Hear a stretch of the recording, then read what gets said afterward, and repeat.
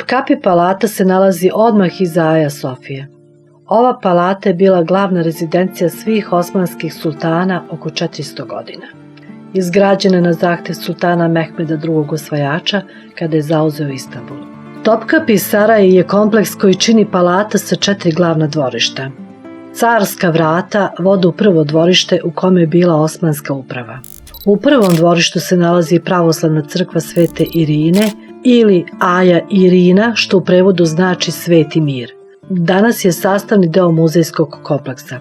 Vrata pozdrava vode u drugo dvorište gde se nalazi carska većnica i carska riznica. Interesantan je podatak da je kroz ovu kapiju sa 2 kule na konju mogao da prođe samo sultan. U ovom dvorištu se nalazi i divan iznad čijeg krova se izdiže toranj koji se još zove i Kula pravde.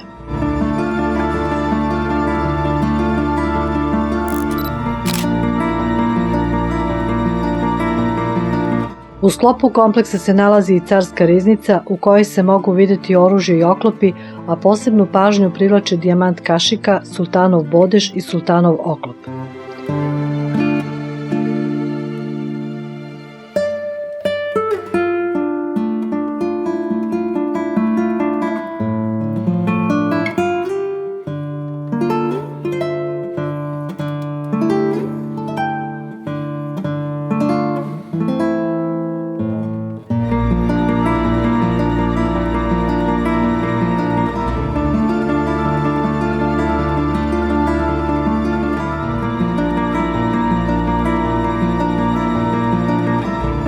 Vrata čednosti vode u treće dvorište u kome je bio harem i privatne prostorije sultana.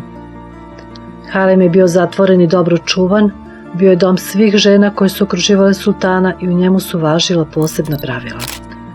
U ovaj prostor je samo sultan imao pristup. Četvrto dvorište poput terase sa pogledom na Bosfor, a objekti kompleksa su bili u renoviranju.